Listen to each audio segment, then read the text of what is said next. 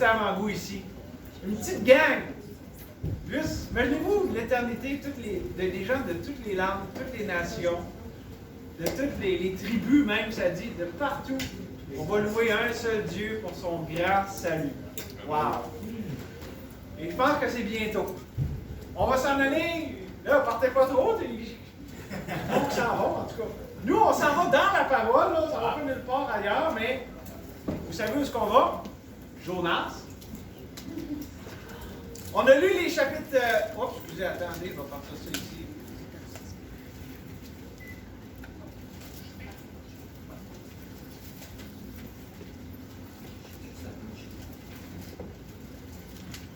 On a déjà lu les chapitres 3 et 4. Là, on va juste lire pour se refamiliariser avec ce qui va être beaucoup à l'avant-plan dans notre message. On va juste lire les versets 1 à 3 du chapitre 4. Et à travers le message, on va voir pas mal l'ensemble du chapitre 4 et on va revisiter un peu le chapitre 3. Donc, Jonas, chapitre 4. Verset 1, cela des plus fort à Jonas, la repentance et Dieu qui a pardonné Ninive. Cela des plus fort à Jonas et il fut irrité. Il implora l'Éternel et il dit, ah, Éternel, n'est-ce pas ce que je disais quand j'étais encore dans mon pays? C'est ce que je voulais prévenir en fuyant à Tarsis. Car je savais que tu es un Dieu compatissant et miséricordieux, lent à la colère et riche en bonté, et qui te repent du mal. Maintenant, Éternel, prends-moi donc la vie, car la mort m'est préférable à la vie. Seigneur, on est devant un texte qui a tellement de puissantes leçons. On veut, Seigneur, apprendre de toi. Même si ce texte a une richesse qui est merveilleuse, on sait que c'est toi qui enseignes chacun, c'est toi qui convaincs, c'est toi qui est celui ici qui est le vrai enseignant. Esprit du Dieu vivant, visite-nous, que tu puisses vraiment chacun nous mettre seul face à toi pour ce que tu as pour chacun ici, mais aussi comme Église, comme tout. On a besoin d'entendre ta voix. On veut avancer. Avancer, Seigneur. Tu ne nous appelles pas à reculer. Tu es un Dieu qui a triomphé de la mort, du péché, de tous nos ennemis. Donc, Seigneur, on ne recule en rien. On avance par ta grâce dans la victoire que nous avons en Jésus-Christ. C'est en lui et par lui qu'on prie ces choses. Amen. Amen. Vous savez que le livre de Jonas, évidemment, des fois on dit « Ah, c'est un classique, on le connaît », mais ce qui est merveilleux avec la parole, c'est qu'elle est inépuisable. Même si on l'a lu, relu, entendu un message, entendu un autre, Dieu a toujours quelque chose de frais. Parce que Dieu, le Saint-Esprit, c'est lui qui nous amène les choses exactement au moment où on est rendu, là où on en a besoin. Et vous savez, Jonas, avec l'histoire qu'on connaît, ça soulève un point qui... Hey, la dernière fois que j'ai prêché, je regarde un peu, c'est le 15 août. La dernière fois que j'ai prêché ici. Ça fait un bout, hein? Et j'avais soulevé un point. Vous rappelez-vous, ceux qui étaient là, que des fois on peut dire, tu sais, dans les moments qu'on vit en ce moment, on entend toutes sortes de choses. Écoutez pas les nouvelles trop. Écoutez les nouvelles de la grâce de Dieu. Ça, c'est toujours des bonnes nouvelles. Parce que ce monde est, je veux dire, péri, puis celui qui fait la volonté de Dieu demeure éternellement. Ça, c'est une valeur sûre. Mais là, des fois, on écoute ça, puis là, on dit, Seigneur, sors-moi d'ici. Et c'est un peu, en fond, ce qui arrivait à Jonas. Seigneur, sors-moi d'ici. Seigneur, je ne veux pas faire ce que tu veux. Sors-moi d'ici, au secours, je ne veux pas faire la mission que tu m'as donnée parce que je sais ce que ça implique.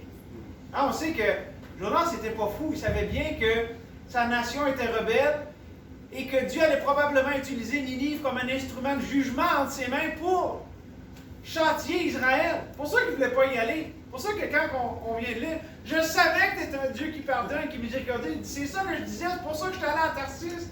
Je ne voulais pas que ça arrive. Donc, il y avait cette pensée, Seigneur, sors-moi d'ici. Seigneur, je démissionne. Mais le problème avec ça, c'est qu'il disait ça au lieu de dire, Seigneur, ce que je veux par-dessus tout, c'est ta présence. Il a fui loin de la présence de Dieu alors que Dieu l'appelait à lui avec cette mission. Autrement dit, Jonas veut dangers, hors des problèmes, que dans la présence de Dieu. Petite matière à réflexion pour commencer ce matin. Et on voit ça dans l'ensemble du livre, mais je pense que les chapitres 3, puis spécialement le chapitre 4, on voit une révélation des motifs derrière ces actions, ces paroles de Jonas. Et je crois qu'on voit, c'est pour ça que le titre du message, c'est Dieu révèle les motifs de nos œuvres. Pourquoi? Parce que Jonas a fini par obéir, n'est-ce pas? Mais pas de bon gré. Et certainement, je dirais que c'était plutôt minimaliste comme obéissance. Tu sais, le message n'était pas 3 points, puis repartez-vous, c'était dans 3 jours, Nénive est détruit. Tu sais, quelqu'un qui voulait plus de détails, c'est quoi tu veux dire? Non, non, il était passé, puis le message. Tu sais, l'essentiel était là, mais mettons que c'était pas un prêcheur du dimanche matin comme on peut avoir ici des fois, OK? Et je vise pas personne en disant ça. Mais pourquoi il en était ainsi? Pourquoi est-ce que Jonas avait cette attitude? Pourquoi il a obéi, mais à contre-cœur? Je crois que c'est parce que sa vision, sa compréhension de Dieu, la perspective qu'il avait du Dieu vivant, était mauvaise. Et pour être plus précis, elle était incomplète. Elle était partielle. Et voici ce que je veux dire par là. Jonas ne voulait pas accepter Dieu dans tout ce qu'il est, dans sa personne entière. Jonas aimait le Dieu qui est juste et qui châtie les méchants. Mais il n'aimait pas le Dieu qui est miséricordieux puis qui fait miséricorde à ceux qui se repentent et tout ça. Pourquoi? Parce que justement, c'était le problème avec les gens de Nénive. Ils savaient bien que Dieu pouvait les pardonner s'ils se repentaient, mais ils ne voulaient pas de ce Dieu-là. Ils voulaient juste la moitié qui lui plaisait. Ils voulaient le Dieu juste, mais ils ne voulaient pas le Dieu de miséricorde. Mais écoutez ce que Moïse, lui, face à Israël, qui était dans une situation où est-ce qu'il avait besoin de la miséricorde de Dieu, dans Nombre 14, voici ce qu'il a prié. Maintenant, que la puissance du Seigneur se montre dans sa grandeur, comme tu l'as déclaré en disant, l'Éternel est lent à la colère et riche en bonté. Il pardonne l'iniquité et la rébellion, mais il ne tient point le coupable pour innocent. Il punit l'iniquité des pères sur les enfants jusqu'à la 3e et la 4e génération. Pardonne l'iniquité de ce peuple selon la grandeur de ta miséricorde, comme tu as pardonné à ce peuple depuis l'Égypte jusqu'ici, parce que ce n'était pas la première fois qu'Israël avait besoin de la grâce de Dieu comme ça. Et donc, on peut comprendre que Jonas, il a fui physiquement lorsqu'il est parti à Tarsis, mais dans les passages qu'on vient de lire, chapitre 3, chapitre 4, on voit qu'il a continué à fuir, mais pas physiquement cette fois-ci, spirituellement. Il n'est pas parti dans un bateau, il est parti dans sa propre volonté. Il ne voulait pas accepter la volonté de Dieu. Il a pris sa propre voie pour se protéger, avoir les choses à sa façon, résister à la pensée de Dieu, puis insister sur la sienne.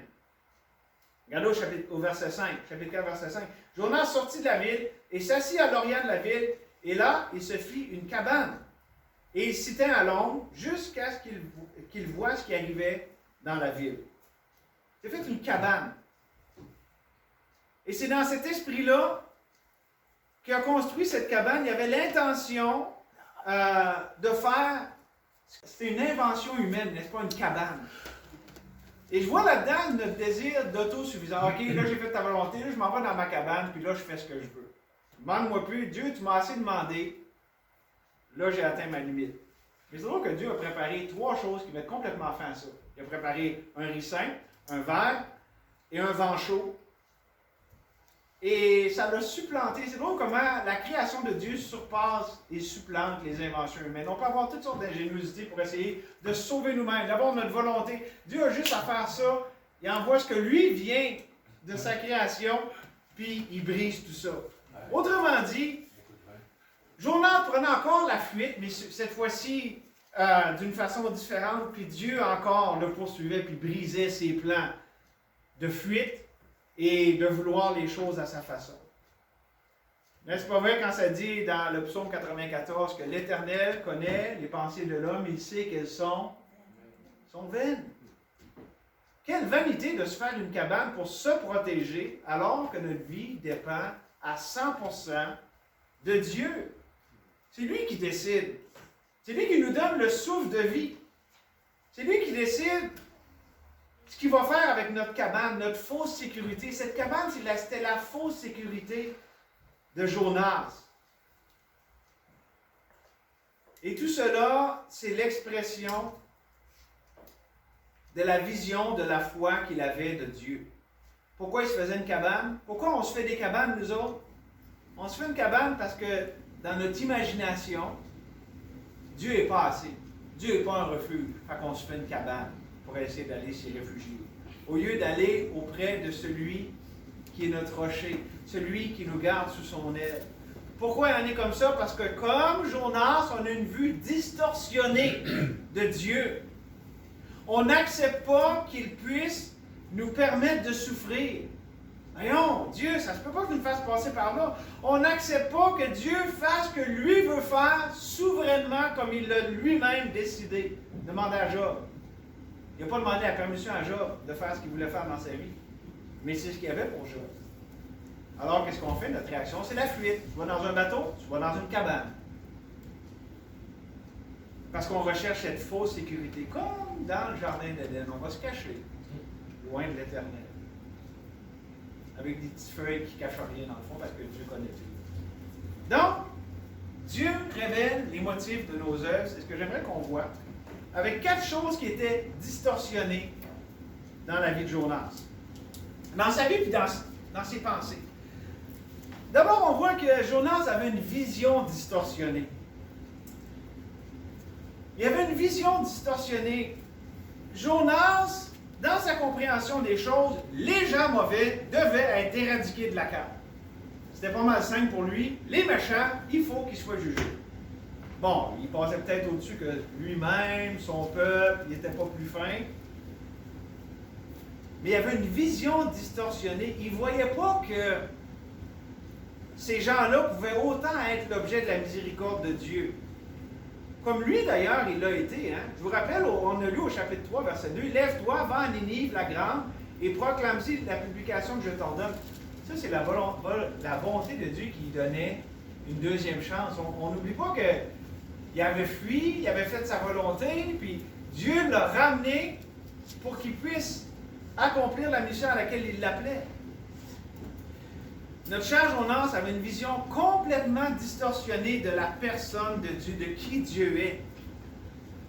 Puis comme je l'ai souligné en introduction, c'est qu'il voulait être sélectif dans ses attributs. OK, il n'y a pas de problème avec un Dieu juste avec les ennemis d'Israël, c'est ce qu'il mérite.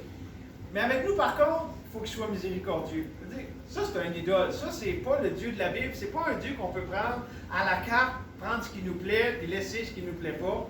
En fait, qu'est-ce que tout ça démontrait? Ça démontrait les motifs égocentriques de Jonas. Il était loin d'être christocentrique. Il était loin d'être porté vers la rédemption qu'il devait proclamer. Il était très égocentrique. Et comme je l'ai dit, malgré le fait que Dieu avait été patient envers lui, avait démontré de la grâce envers lui, mais notre prophète, dans son égocentrisme, avait perdu les sentiments qui étaient en Jésus-Christ. Il n'incarnait plus cet amour de Dieu. La vie de Christ était étouffée dans le cœur de Jonas. Et n'est-ce pas ce qui arrive à beaucoup d'entre nous, avec notre vision distorsionnée qui nous pousse souvent à être égocentrique? Pensez-y. Quand on fait tellement de nous un cas, et de ce que nous on veut, de ce que nous on aime, notre vision est distorsionnée. On ne voit plus comme Dieu veut qu'on voit notre monde. On est dans un monde perdu. On a une mission qui nous a été donnée. Et on a des frères et sœurs qu'on est appelés à édifier. Je veux dire que nous, il n'y a personne qui vit pour lui-même, ni même qui meurt pour lui-même. C'est ça la bonne vision des choses, pas l'autopréservation puis vouloir avoir les choses comme on veut. Et si on a cette propension, cette vision spirituelle, ça va nous pousser irrémédiablement vers la deuxième chose qui était distorsionnée dans la vie de notre cher Jonas. Non seulement sa vision était distorsionnée, mais ses valeurs étaient aussi distorsionnées. Regardez chapitre 4, verset 1.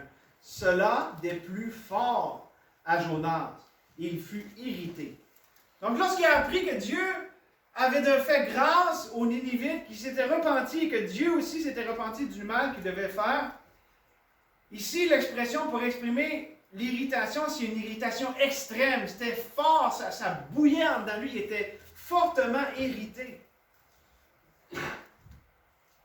Mais comparé avec le verset 6, l'Éternel, Dieu fit croître un ricin qui se leva au-dessus de Jonas pour donner de l'ombre à sa tête et pour lui ôter son irritation.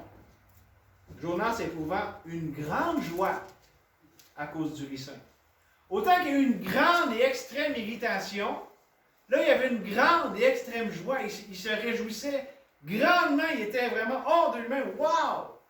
Dieu a fait un ricin pour me protéger. Qu'est-ce qu'on voit là-dedans avec des valeurs distorsionnées? Jonas donnait plus d'importance aux plantes qu'aux personnes. C'est vrai. Puis à son petit bien-être à lui, plus qu'à la destinée éternelle d'une ville entière. Ses motifs ont révélé ce à quoi il accordait de l'importance, de la valeur. Et ça montre qu'il y avait des motifs antipathiques. Non seulement il y avait des motifs égocentriques, mais il y avait des motifs antipathiques. C'est l'inverse d'avoir de l'empathie, de la compassion. Il était antipathique à ces gens. Pourquoi? Parce qu'on peut en être sûr lorsque nos valeurs sont distorsionnées. Parce qu'on a des motifs égocentriques, ça va aboutir à une disposition hostile, antipathique à ceux autour de nous. N'est-ce pas l'essence de ce qu'est l'amertume? Lorsqu'on est amer, c'est ça la disposition qu'on a. Envers ceux qui ne méritent donc pas notre bonté, ils ne méritent donc pas notre pardon, ils ne méritent donc pas notre compassion. C'est ce qu'on veut essayer de se faire croire. Et quand on regarde à la croix, est-ce que nous, on méritait quelque chose de Dieu? Absolument. Et comme vous avez été pardonnés en Jésus-Christ, pardonnez-vous ainsi les uns les autres. Si la mesure, c'est la croix, mes amis, on tombe pas mal humblement à se dire, ouais, peut-être que je devrais réviser les raisons que je me donne pour être amer.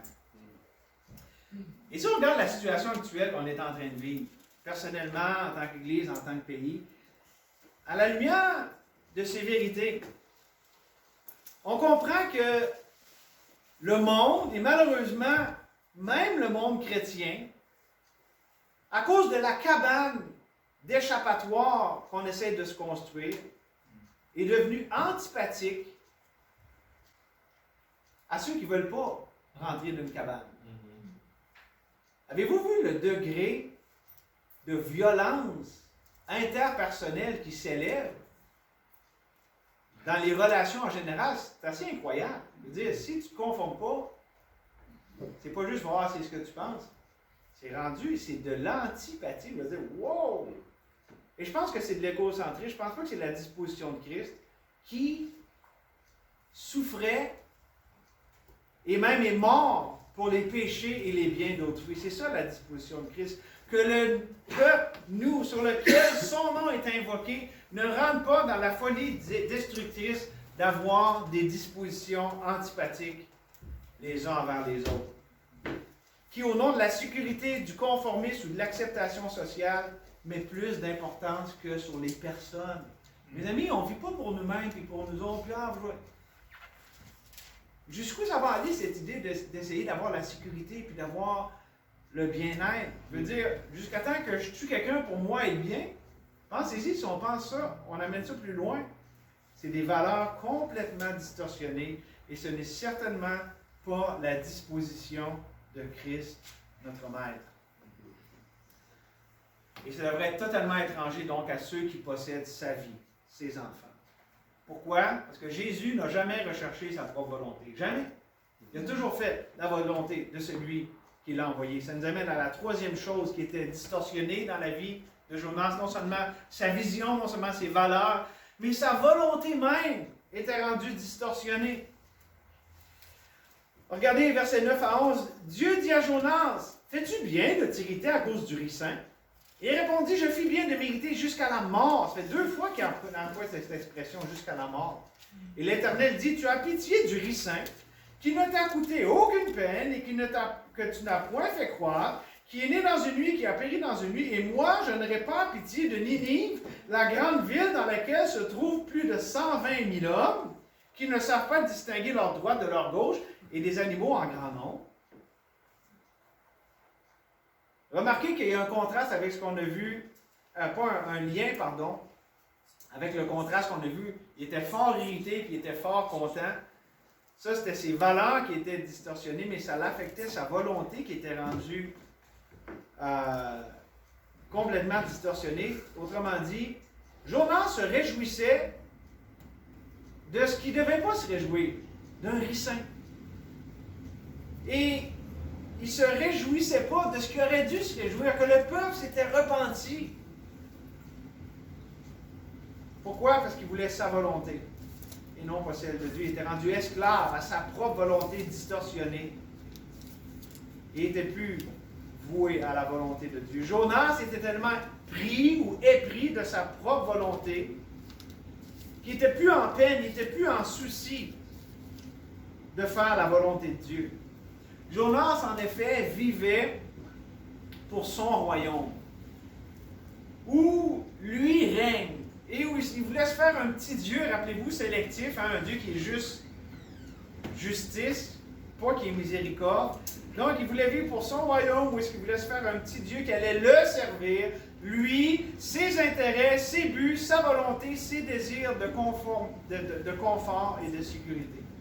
Mais tout ça passait complètement à côté de la volonté de Dieu, qui nous montre de façon tellement claire, puissante et majestueuse dans le livre de Jonas, sa volonté et son plan qui sont infiniment plus grands et meilleurs que le petit monde que notre prophète voulait se faire.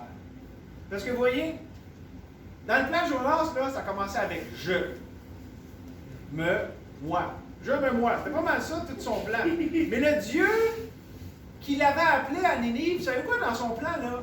Les païens faisaient partie. Hein? En passant, dans l'Ancien Testament, on dit « Ah, l'Église, c'est Dieu qui a réuni les Juifs et les païens ». Savez-vous que c'était le plan aussi de Dieu, de servir d'Israël pour proclamer la bonne nouvelle dans l'Ancien Testament aux païens? Puis si vous ne me croyez pas, je vais vous dire, je vais aller voir mon ami Ésaïe, puis j'espère que vous allez l'écouter. Moi, l'Éternel, je t'ai appelé pour le salut, et je te prendrai par la main, je te garderai, je t'établirai pour traiter une alliance avec le peuple, pour être la lumière des nations. Ésaïe 42, 6. Donc, c'était l'appel d'Israël à être la lumière des nations, la lumière de Ninive, la lumière des Philistins, la lumière de tous ces gens qui étaient autour. Et donc, c'était bien plus grand que le petit monde, le petit royaume que Jonas voulait se faire.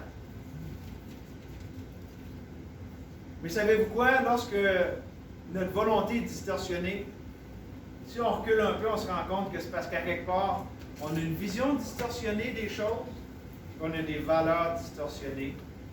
Pourquoi? Parce que Dieu n'est pas la source de ses pensées, de cette volonté, de ces choses. Et c'est là qu'on se met dans le trouble. Et ça nous montre que non seulement Jonas avait des motifs égocentriques, il y avait des motifs antipathiques, mais on voit ici qu'il y avait des motifs réductionnistes. Son monde était trop petit. Son monde n'incluait pas la grande majesté de Dieu qui étendait sa grâce, même à les plus rebelles qui étaient autour de lui. Il y avait des motifs réductionnistes, ou on pourrait dire presque sectaires. Puis voici où tout ça devient douloureusement concret. Avez-vous pris l'habitude de venir à l'église avec des bottes à cape d'acier? Des fois, on peut se faire plier ses orteils. Est-ce que le monde de ta volonté est tellement petit que ta volonté n'est pas ce qui réjouit Dieu? Et est-ce que tu es rendu au point que tu ne te réjouis plus de la volonté de Dieu? Est-ce que ton Dieu imaginaire que tu veux te construire est rendu si petit qu'il ne laisse pas de place à ceux qui te dérangent, qui ne sont pas comme toi tu voudrais? Est-ce que ta vision de Dieu est tellement distorsionnée que tes valeurs sont rendues qu'il refuse de le laisser dicter sa volonté pour ta vie? Mes amis, toutes ces questions-là, ça nous montre, ça dresse un portrait de quel royaume nous avons et de quel roi il règne.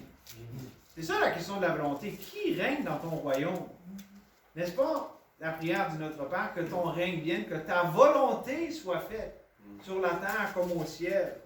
Vous savez que le salut, ce n'est pas juste un ticket pour le ciel, c'est Dieu qui nous délivre de nous-mêmes, égocentriques, antipathiques et, je veux dire, réductionnistes comme nous sommes. Dieu nous délivre de ça pour son royaume qui est tellement meilleur, qui est tellement plus beau, qui est tellement plus constructif que le petit monde qu'on voudrait se faire.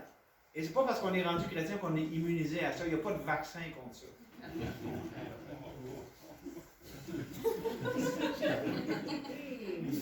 C'est pas politiquement correct de dire ça. C'est pas grave. Amen. Savez-vous que le royaume de Dieu et le roi de ce royaume, parce que nous on veut se placer en roi en Inde, est toujours en collision frontale avec celui de notre volonté. C'est toujours un contre l'autre. Écoutez, là aussi, je vais vous le montrer parce que Paul a dit dans Galates, je dis, marchez selon l'esprit et vous n'accomplirez pas les désirs de la chair, car la chair a des désirs contraires à ceux de l'esprit. Et l'esprit en a de contraire à ceux de la chair. Ils sont opposés entre eux afin que vous ne fassiez pas ce que vous voudriez. Nos désirs égocentriques, nos désirs antipathiques. C'est l'Esprit de Dieu qui est supérieur. C'est lui, celui qui est conduit par l'Esprit, n'est plus sous la loi. Et en passant, si je suis sous la loi, je suis en relation avec les autres, avec la loi. Puis on a déjà parlé, qu'est-ce qui arrive quand je vois les autres à la lumière de la loi? Personne ne fait jamais rien de correct. Parce que la loi, c'est ce qu'elle nous dit. Tu ne fais pas rien de correct. La loi, elle est bonne, elle est juste et parfaite. Amen. C'est ça le problème, ça nous montre comment nous, on n'est pas juste bien puis parfait. Fait que si moi, je m'évalue à la lumière de la loi, puis que je ne vois pas qu'elle m'amène à Christ, ma justification, ma vie, mes amis, ça va pas bien. Puis si je vois les autres à la lumière de ça, mes relations vont vraiment tourner très, très sûres, amères, et ça ne va pas bien aller. Mais là où est-ce que le péché abonde, la grâce surabonde. Si je vois que Christ est plus grand, si je vois dans mes relations que mon Dieu est plus grand que ça, ah, là, ça va changer. Vous savez pourquoi? C'est pas ma mieux que ma volonté. Parce que dans ma petite volonté myopique, tout le monde n'est pas correct et il ne fit pas dans mon royaume. Mais quand Christ arrive, il défait toutes ces choses-là. Puis là, sa grâce nous montre que là où est-ce qu'il y avait de la destruction puis de l'amertume, Dieu est capable de restaurer, de raviver, de mettre la vie là où il y a de la mort, de construire là où tout est détruit. C'est ça le Dieu de la Bible qui se révèle, c'est ça le salut qu'on a en Jésus-Christ, qu'on ne réduise pas ça à un simple ticket pour le ciel. C'est bien plus que ça. Ça inclut ça, mais c'est plus que ça. Il y a quelque chose de tellement beau là-dedans. Avec ce Dieu, on disait tantôt, j'écoutais chanter, puis on a des gens, on s'en fait le tour, qui font pas mal partie de toutes, bon, pas toutes là, mais quelques nations, peuples et tout ça. Un jour, pour l'éternité, on va célébrer Dieu. Mais écoutez bien ce que ça dit dans Éphésiens à ce sujet-là, à ce Dieu qui justement n'est pas réductionniste, qui fait une œuvre qui est tellement plus grande que ce que nous, on peut imaginer. Ça dit, c'est pourquoi vous, autrefois païens dans la chair, appelés incirconcis par ceux qu'on appelle circoncis, et qui le sont en la chair par la main de l'homme, souvenez-vous de ce que vous étiez en ce temps-là sans Christ, privés du droit de citer en Israël, étrangers aux alliances de la promesse, sans espérance et sans Dieu dans le monde. Mais maintenant, en Jésus-Christ, vous qui jadis étiez éloignés, vous avez été rapprochés par le sang de Christ. Car il est notre paix, lui qui des deux n'en a fait qu'un, et qui a renversé le mur de la séparation, l'inimitié. Ayant anéanti par sa chair la loi des ordonnances et des prescriptions, il a voulu créer en lui-même, avec les deux, un seul homme nouveau, en établissant la paix. Et les réconcilier avec Dieu l'un et l'autre en un seul corps, par la croix, en détruisant par elle l'inimitié.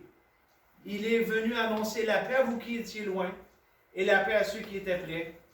Car par lui, les uns et les autres, nous avons accès auprès du Père, dans un même esprit. Wow! Ça, c'est le plan de Dieu. Ça, c'est la volonté de Dieu. Ça m'amène au troisième point, la quatrième chose qui était distorsionnée dans la vie de Jonas, et j'ai gardé le V parce que c'est toutes des V, mes points. Il y avait des vibrations distorsionnées.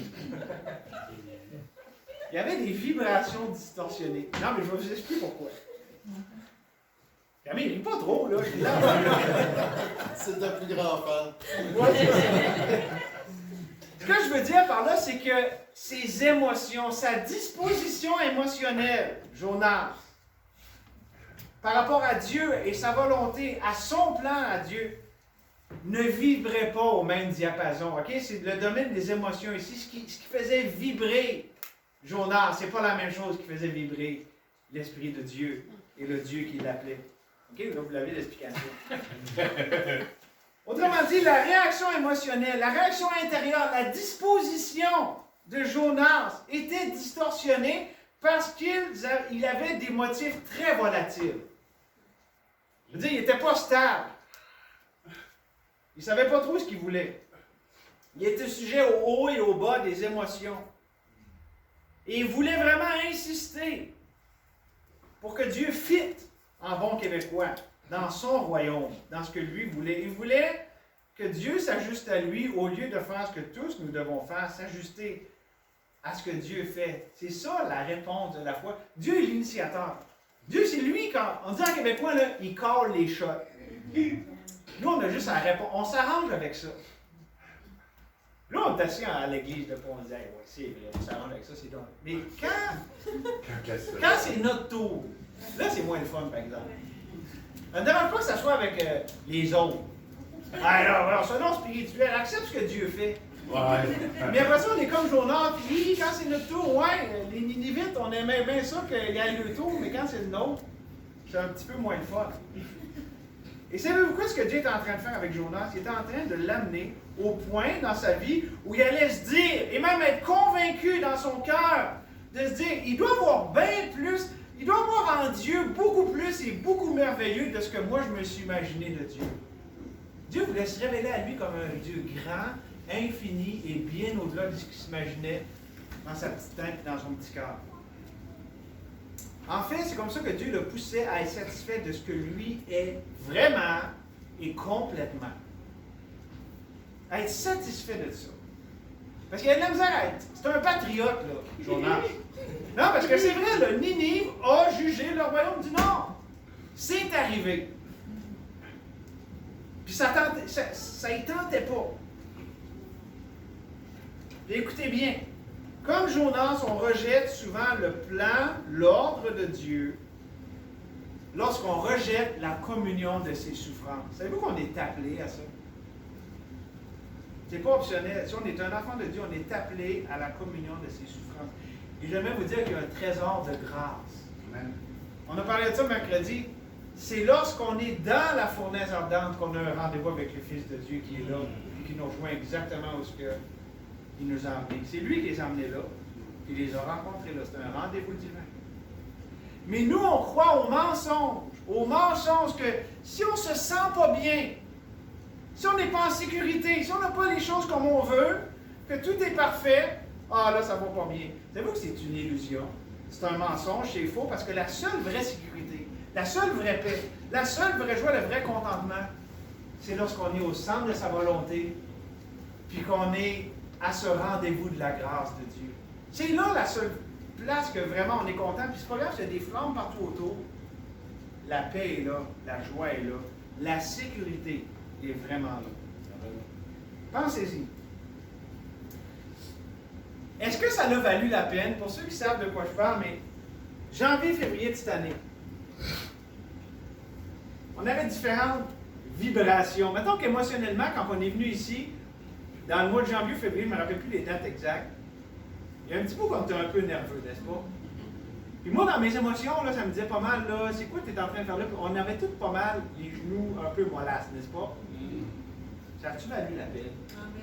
Est-ce qu'on en regrette? Puis c'était pas un gros pas de la foi, mais est-ce que Dieu n'a pas été fidèle de nous rencontrer exactement là? Hein, c'est une petite fournaise, c'est un briquet ardent.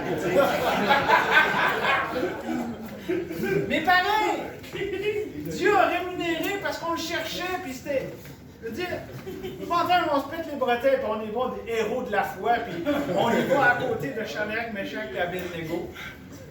Non, mais c'est juste pour dire, waouh, Dieu est fidèle. Amen. Et même si on n'a pas écouté nos vibrations, nos émotions distorsionnées, ça en valait la peine. Voyez-vous, c'est ça l'appel du livre de Jonas.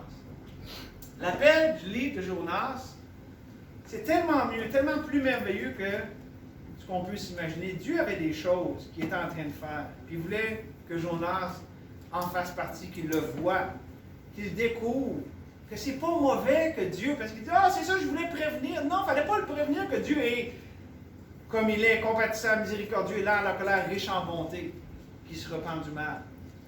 Dieu voulait montrer que c'était bon que ça soit comme ça. Juste comme parenthèse de même, Dieu a utilisé Nénive pour être un instrument de châtiment pour son peuple. Pourquoi il avait si peur? Parce que si Nénive se repentait, peut-être qu'il n'aurait même plus voulu se battre contre Israël, parce que si c'était devenu leur Dieu, bon, parce que la suite de l'histoire montre que malheureusement, Nénive, après, je pense que les commentateurs disent à peu près 70 ans, malheureusement, sont retournés à leur mauvaise voie une fois que la génération est passée. Est-ce que ça se peut que Dieu aurait pu faire justement que, bon, je ne sais pas, là, c'est de l'imagination scientifique, mais autrement dit, dans le plan de Dieu, on n'a pas à s'en faire d'essayer de tout comprendre qu'est-ce que Dieu est en train de faire, on a juste à y faire confiance. Ce Dieu qui est à la fois, oui, juste et miséricordieux, on le prend tel qu'il est, et c'est ça qui suffit. Et ça surpasse toute cette folie destructrice de vouloir les choses à notre façon, dans notre égocentrisme, d'être antipathique à ce qui n'est pas selon ce que nous on voudrait, d'être réductionniste, sectaire, d'avoir un petit monde où est-ce qu'on veut faire fitter un petit Dieu et d'être si volatile. Dieu se révèle aux prophètes pour briser tout ça. Et c'est le même Dieu qui se révèle à nous ce matin. Et donc, qu'est-ce qu'on fait en réponse à ce que Dieu nous révèle dans son livre extraordinaire de Jonas? En passant, le livre de Jonas, il y a quelque chose que j'aime là-dedans. On voit la grâce de Dieu. C'est un livre de l'Ancien Testament. Avez-vous remarqué que les païens sont tous dépeints positivement? Tu sais, les gens qui sont dans le bateau, c'était des païens, puis ils prient le Dieu, tout ça. Puis finalement, c'est eux qui font ce qui est bien. Le pauvre prophète, c'est pas un livre flatteur pour Israël, la nation qui était là pour être la lumière des nations. En fait, c'est l'inverse. Puis les païens, tu sais, la ville de Nénive se repent, mais tous les matelots qui étaient des païens, ils ont bien agi. On dit, on ne veut pas avoir du sang innocent sur nos mains. Puis, savez-vous qu'il y a un message là-dedans? C'est Dieu qui montrait qu'il est le Dieu de toute la terre. Que les païens étaient inclus dans son plan. Pas qu'ils rejetaient Israël, puis c'est pas pour essayer. Mais c'était pour montrer qu'il y avait une leçon là-dedans sur... En fait, c'est une prophétie par rapport à toute cette époque de l'Église que nous vivons et que Jésus-Christ a accompli. Mais ça sur quoi je veux terminer ce matin, c'est... OK, si Dieu nous révèle autant de choses merveilleuses sur son plan, sur qui il est, qu'est-ce qu'on fait avec ça? Est-ce qu'on va laisser tomber ça dans la mer de l'oubli ce matin? Ou est-ce que je vais laisser cette révélation de Dieu impacter ma vie? Est-ce que je vais ajouter confiance à ce que Dieu me révèle sur lui ce matin? Que Dieu est digne de toute ma confiance, puis que moi, si je voulais même avoir les choses à ma façon, tout ça, c'est complètement insensé. Donc, voici mon appel ce matin, c'est pas compliqué. Si vous êtes ici, vous n'êtes pas encore racheté. Je n'ai pas dit si vous avez été baptisé, si vous avez prié une prière comme vous étiez supposé de prier. Si vous avez été racheté par le sang de Jésus, si vous n'êtes pas né d'en haut, né de nouveau par l'Esprit de Dieu, est-ce que vous allez faire confiance à Christ pour le salut de votre âme? Aujourd'hui même.